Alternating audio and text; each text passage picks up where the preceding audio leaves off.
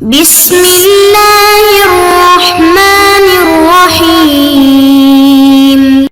بسم اللہ الرحمن الرحیم. رب اشرح لی صدری ویسر لی امری واحلل عقدۃ من لسانی یفقہوا قولی.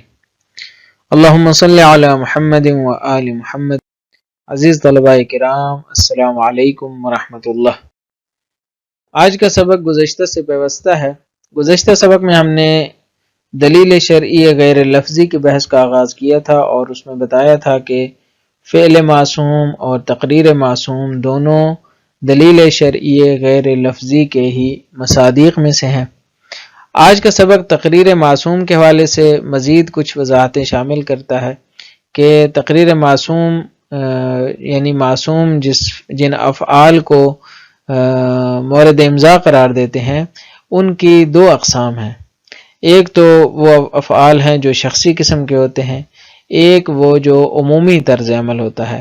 اور پھر عمومی طرز عمل میں بھی کچھ اہل شریعت سے مخصوص ہوتے ہیں اور کچھ جو ہے وہ پیروان شریعت سے مخصوص نہیں ہوتے بلکہ عمومی ہوتے ہیں جنہیں سیرہ عقلاء کہا جاتا ہے. بہرحال یہ سیرہ عقلاء اور عمومی جو افعال ہیں ان کے خصوصیات اور تقریر معصوم کے حوالے سے اس کی جو کیفیت ہے اس پر آج گفتگو کریں گے. سب سے پہلے قرأت متن کر لیتے ہیں.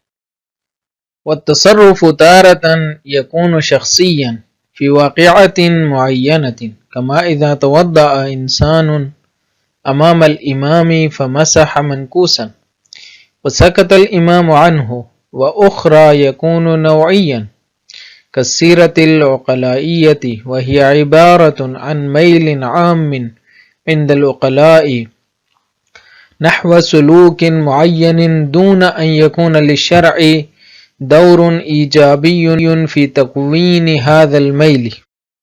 ومثال ذلك الميل العام لدى العقلاء نحو الأخذ بظهور كلام المتكلم أو خبر الثقة أو اعتبار الحيازة سببا لتملك المباحات الأولية. والسيرة العقلائية بهذا المعنى تختلف عن سيرة المتشرعة التي تقدم أنها إحدى الطرق لكشف صدور الدليل الشرعي. فإن السيرة المتشرعة بما هم كذلك تكون عادة وليدة البيان الشرعي ولهذا تعتبر كاشفة عنه كشف المعلول عن العلة. وأما السيرة العقلائية فمردها كما عرفنا إلى ميل عام يوجد عند العقلاء نحو سلوك معين لا كنتيجة لبيان شرعي بل نتيجة العوامل والمؤثرات الأخرى التي تتكيف وفقا لها ميول العقلاء وتصرفاتهم. ولأجل هذا لا يقتصر الميل العام الذي تعبر عنه السيرة العقلائية على نطاق المتدينين خاصة لأن الدين لم يكن من عوامل تكوين هذا الميل. عبارت ہم نے پڑھ لی، اب چلتے ہیں نکات کی جانب. گزشتہ سبق میں ہم نے غیر لفظی شرعی دلیل کے حوالے سے دو مصادیق کا تذکرہ کیا تھا. ایک مصداق ہے تقریر معصوم اور دوسرا مصداق ہے فعل معصوم. تو فعل معصوم کے حوالے سے گفتگو مکمل ہو چکی ہے. تقریر معصوم کے حوالے سے آج گفتگو کریں گے.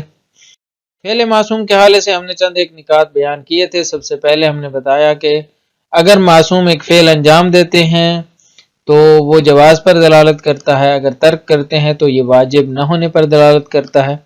اسی طرح ہم نے بتایا کہ اگر وہ فعل عبادی ہو تو وہ فعل مطلوبیت رکھتا ہے، اس چیز پر یہ دلالت موجود ہے. اور پھر ہم نے بتایا کہ اگر ہم چاہیں کہ کسی بھی فعل کو آج کے زمانے میں ثابت کرنا چاہیں کہ یہ فعل معصوم نے انجام دیا ہے یا انجام نہیں دیا یا ترک کیا ہے تو اس کے اس بات کے طریقوں میں ایک طریقہ تواتر ہے. اگر کوئی روایت متواتر آ جاتی ہے تو وہ اس فعل کو ثابت کر دے گی. اسی طرح اگر روایت خبر واحد کی شکل میں آتی ہے تو اس کی حجیت ہم پہلے ثابت کر چکے ہیں، تو وہ بھی حجت ہوگی اور فعل معصوم اس سے ثابت ہو جائے گا۔ آج کا سبق تقریر معصوم کے حوالے سے ہے۔ تقریر معصوم کی ہم پہلے تعریف پڑھ چکے ہیں۔ تقریر معصوم کیا ہوتی ہے؟ ہم نے بتایا کہ معصوم کے سامنے کوئی بھی فعل جب انجام پاتا ہے اور وہ اسے نہیں روکتے تو ہم اس کو کہتے ہیں تقریر معصوم۔ آج کا سبق یہاں سے آغاز ہوتا ہے کہ تقریر معصوم دو طرح کی ہیں، ایک شخصی افعال ہیں اور دوسرے سیرہ عقلائیہ۔ شخصی افعال سے مراد یہ ہے کہ ایک شخص ہے جو معصوم کے سامنے کیا کرتا ہے، کوئی بھی فعل انجام دیتا ہے۔ مثلا کل بھی مثال دی تھی کہ ایک شخص ہے جو وضو کرتا ہے اور وضو میں وہ مثلا مسح الٹا کرتا ہے، سر کو اوپر سے مسح کرنے کے بجائے وہ نیچے سے اوپر کی طرف کرتا ہے، یعنی ماتھے والی سائڈ سے تالو کی طرف مسح کرتا ہے، یا پاؤں کا مسح جو ہے وہ انگلیوں سے اوپر کی جانب کرنے کے بجائے وہ جوڑ سے مسح کرتا ہے، جہاں پہ مثلا ٹخنے ہیں وہاں سے وہ شروع کرتا ہے اور نیچے انگلیوں کی جانب، تو الٹا مسح کر دیتا ہے۔ تو اب اگر معصوم خاموش رہتے ہیں تو یہ خاموشی دلیل ہے اس بات کی کہ یہ کیا ہے، یہ فعل مورد تائید ہے، تو اس کو کہتے ہیں شخصی افعال۔ دوسرا ہے سیرہ عقلائیہ۔ دوسری جو تقریر ہے وہ کیا ہے، سیرت عقلائیہ کے حوالے سے ہے۔ یہ عمومی نوعیت کی چیز ہے اور بہت اہم بھی ہے، بہت سے دلائل میں کام بھی آتی ہے، بہت سے افعال کے جواز کے اس بات میں کام آتی ہے، تو آئیے اس پر تھوڑی گفتگو کرتے ہیں۔ سیرہ عقلائیہ کیا ہوتی ہے؟ سب سے پہلے تعریف کی طرف آتے ہیں۔ شہید اس کی تعریف یوں بیان کرتے ہیں کہ میل عام عند العقلاء نحو سلوک معین، عقلاء کے ہاں جو عمومی رجحان پایا جاتا ہے کسی معینہ سلوک اور کسی معینہ طرز عمل کے حوالے سے، معینہ طرز عمل کے حوالے سے کوئی بھی رجحان جو عقلاء کے ہاں پایا جاتا ہے اس کو ہم کہتے ہیں سیرت عقلائیہ۔ شریعت کا اس فعل کی تکوین میں کوئی کردار نہیں ہوتا، یہ فعل عقلاء خود انجام دیتے ہیں۔ مثلا خرید و فروش، خرید و فروش کا سلسلہ خود عقلاء نے شروع کیا، جب مازاد انہوں نے پیداوار شروع کی تو اس کے بعد خرید و فروش کا سلسلہ شروع ہو گیا۔ پہلے تو اپنے ضروریات کی چیزیں خود پیدا کرتے تھے، خود جو ہے وہ محنت کر کے جو ہے وہ اس کو مثلا کشاورزی کے ذریعے یا زراعت کے ذریعے یا شکار کے ذریعے یا مختلف طریقوں سے وہ پروڈکٹ کرتے تھے۔ اس کے بعد جو ہے وہ کیا ہوا کہ جب اپنے ضرورت سے زیادہ آیا تو انہوں نے خرید و فروش کا سلسلہ شروع کیا۔ تو یہ سلسلہ کیسے شروع ہوا؟ یہ عقلاء نے خود اس کام کو انجام دیا۔ تو شریعت کا اس فعل کی تکوین میں کوئی کردار نہیں ہوتا۔ نماز روزہ جو ہے وہ خود شریعت نے اس کو تأسیس کیا ہے، لیکن جو عقلائی افعال ہوتے ہیں وہ عقلاء خود اس کو ایجاد کرتے ہیں اور شریعت کا اس فعل کے ایجاد میں کردار نہیں ہوتا۔ مثلا شہید نے چند ایک مثالیں دی ہیں۔ مثلا حیازت، حیازت کیا ہوتی ہے کہ جب ایک زمین ہے مثلا جو کسی کی ملکیت نہیں ہے تو ایک شخص آتا ہے اس زمین کے اوپر اپنا قبضہ جما لیتا ہے اور مختلف طریقوں سے اپنا قبضے کو ثابت کرتا ہے۔ مثلا اس کے ارد گرد اس نے دیوار کھڑی کر دی یا چھوٹا موٹا جو ہے وہ کوئی کام کر دیا جس سے پتہ چلا کہ یہ جو ہے زمین اب اس کی ہو چکی ہے۔ تو اس کو عقلاء جو ہے وہ انجام دیتے تھے ان چیزوں کے لیے کہ جو کسی کے دائرہ اختیار میں نہیں ہوتی تھی، اسے اپنے دائرہ اختیار میں کرنے کے لیے ایک عقلائی رسم تھی۔ اسی طرح مثلا خبر ثقہ پر عمل، یہ عقلائی طریقہ کار ہے کہ قابل اعتماد شخص جب کوئی خبر بتاتا تھا تو اس پر عمل کیا کرتے تھے یا کرتے ہیں، آج بھی کرتے ہیں۔ یعنی ایک قابل اعتماد جب روایت آ جاتی ہے، کوئی شخص جو بتانے والا ہے وہ قابل اعتماد ہو تو لوگ اس کو مان لیتے ہیں۔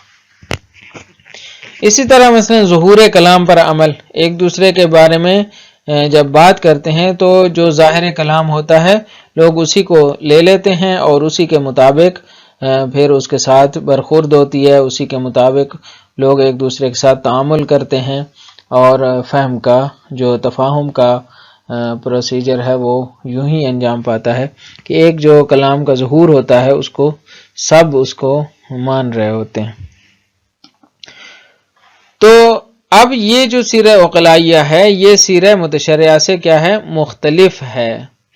سیرت متشرعہ خود شریعت وجود میں، شریعت کے جو پیروکار ہیں وہ انجام دیتے ہیں، شریعت کے پیروکار اس کو وجود میں لاتے ہیں، لیکن سیرہ عقلائیہ وہ ایک عمومی چیز ہے، وہ تمام عقلاء کے لیے ہے۔ بس فرق یہ ہے کہ شریعت کے پیروکاروں کی جو سیرت ہے وہ سیرت متشرعہ ہے، اور جو سیرہ عقلائیہ ہے وہ تمام عقلاء کے لیے ہے، اور شریعت کے جو پیروکار ہیں مثلا مسلمان ہیں یا عیسائی ہیں یا بدھ ہیں یا مثلا ہندو ہیں یا کوئی بھی کسی بھی دین کے پیروکار نہ ہوں، ان تمام کے ہاں ایک سیرت جو موجود ہوتی ہے وہ کیا ہے؟ سیرہ عقلائیہ ہے۔ مثلا تمام کے ہاں تمام جو ہے وہ معاہدے انجام دیتے ہیں، معاہدات انجام دیتے ہیں، مالی معاملات کو انجام دیتے ہیں، تو یہ معاہدات جو ہے سیرہ عقلائیہ ہیں۔ جبکہ ایک دین کے اندر جو کام ہوتے ہیں ان کے حوالے سے جو طرز عمل ہے، عمومی طرز عمل ہے، جس طرح ہم نے گزشتہ سبق میں بھی مثالیں دی تھیں، گزشتہ چند سبق پہلے، کہ مثلا نماز کے حوالے سے ہم نے مثال دی تھی کہ جمعہ کے دن مثلا ظہر کی نماز پڑھنا، یہ ایک سیرت متشرعہ ہے کہ جو ثابت ہے، تو اس کا جواز ہم اسی سے ثابت کریں گے کہ سیرہ متشرعہ مثلا موجود ہے۔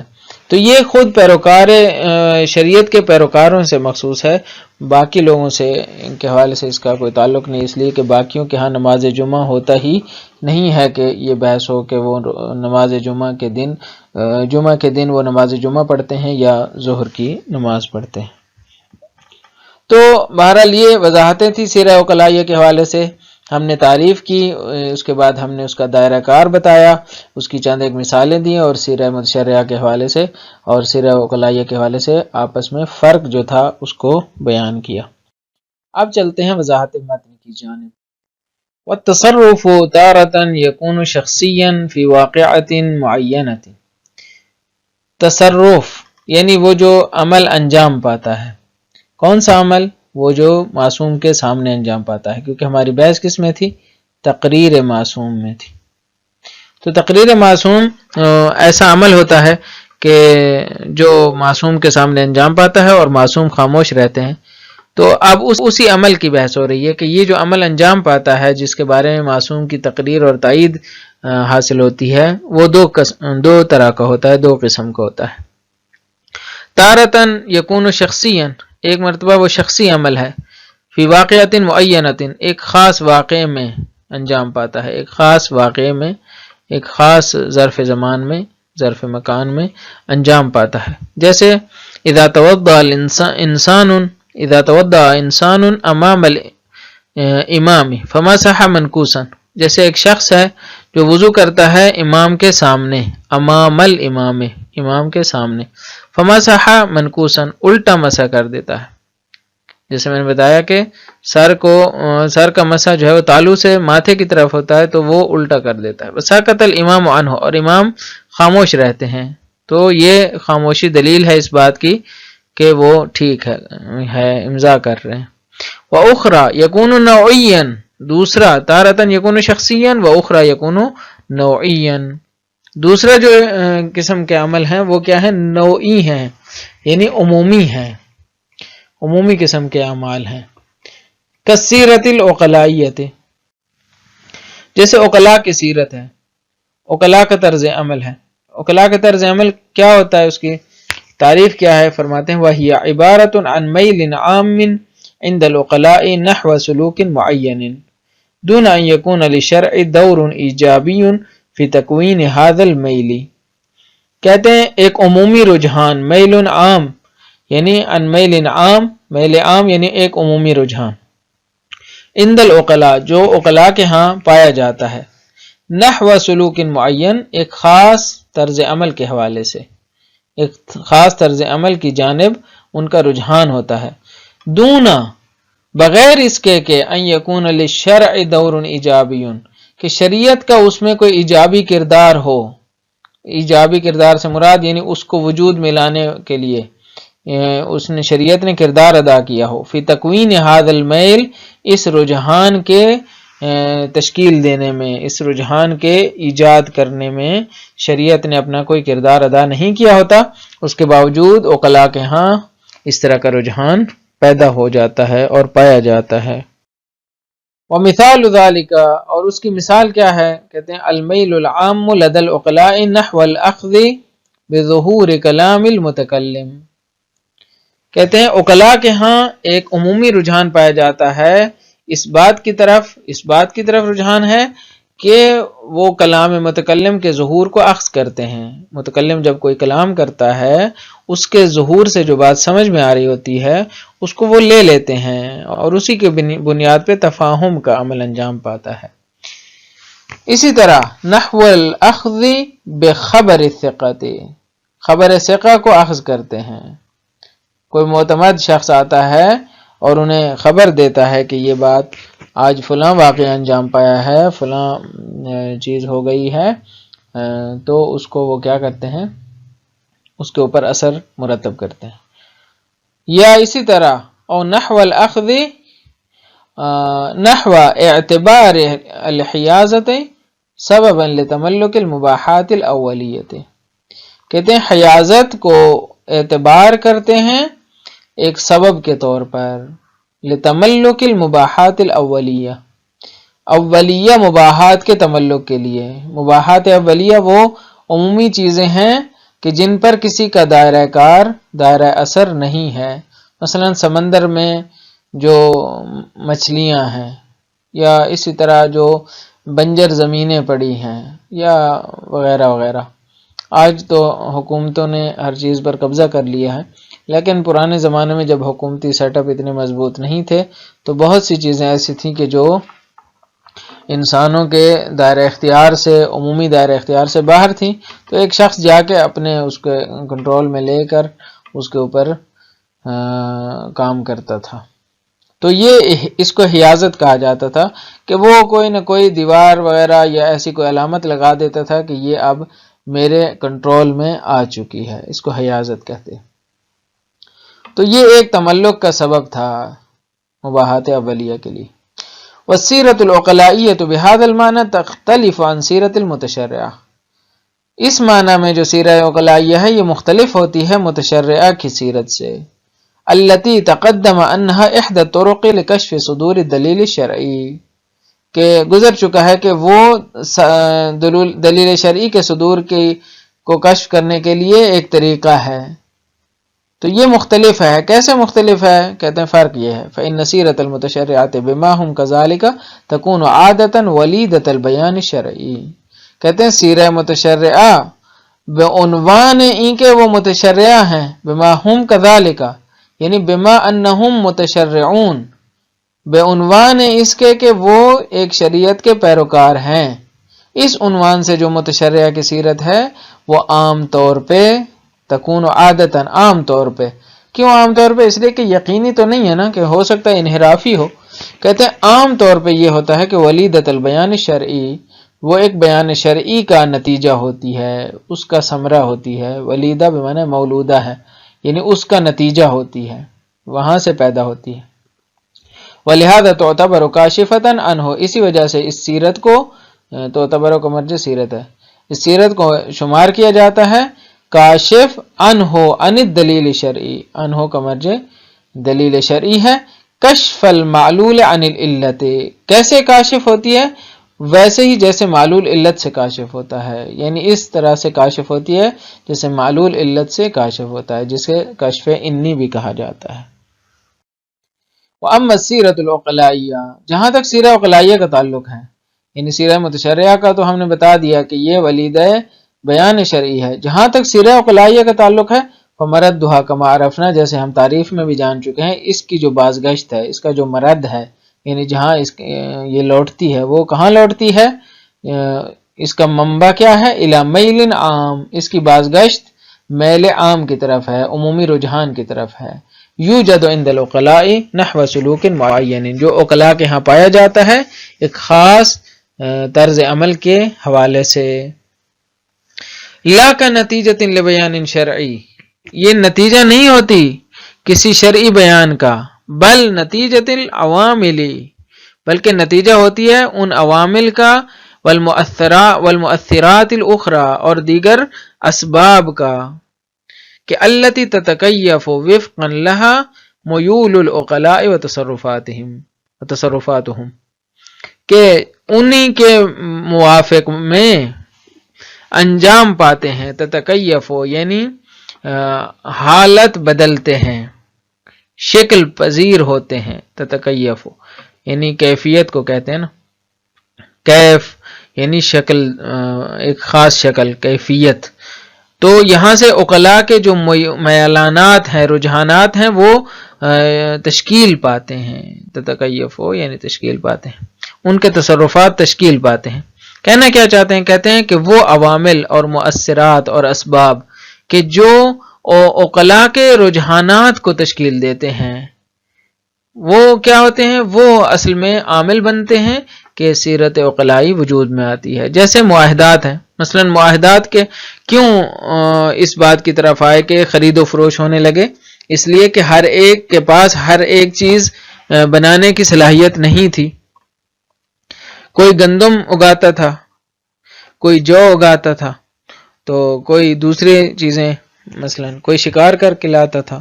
تو اب ایک شخص کے پاس گوشت مثلا زیادہ ہو گیا، اس نے شکار زیادہ کر لیا، دوسرے کے پاس مثلا گندم زیادہ ہے، تو اب اس کو گوشت کی ضرورت ہے، دوسرے کو گندم کی ضرورت ہے، تو یہاں پہ انہوں نے مبادلہ شروع کر دیا۔ بہرحال یہ وہ اسباب ہیں، عوامل ہیں، مؤثرات ہیں، جن کی وجہ سے عقلاء کے میول تشکیل پاتے ہیں، عقلاء کے رجحانات تشکیل پاتے ہیں اور ان کے تصرفات تشکیل پاتے ہیں۔ وَلِأَجْلِ هَذَا، اسی وجہ سے لا يُقْتَصَرُ الْمَيْلُ، جو میلان ہیں، جو رجحانات ہیں، وہ مخصوص نہیں ہیں۔ لا يُقْتَصَرُ الْمَيْلُ الْعَامُّ الَّذِي تُعَبِّرُ عنہ السیرۃ العقلائیہ علی نطاق المتدینین خاصۃ، یہ جو میل عام ہیں وہ منحصر نہیں ہیں کہ جن کو سیرہ عقلائیہ کشف کرتی ہے وہ متدینین کے دائرہ کار میں محصور نہیں ہیں۔ لا یقتصر یعنی اس حد تک محصور نہیں ہیں، ان کا دائرہ وہ بہت وسیع ہے، وہ تمام عقلاء کو شامل ہیں۔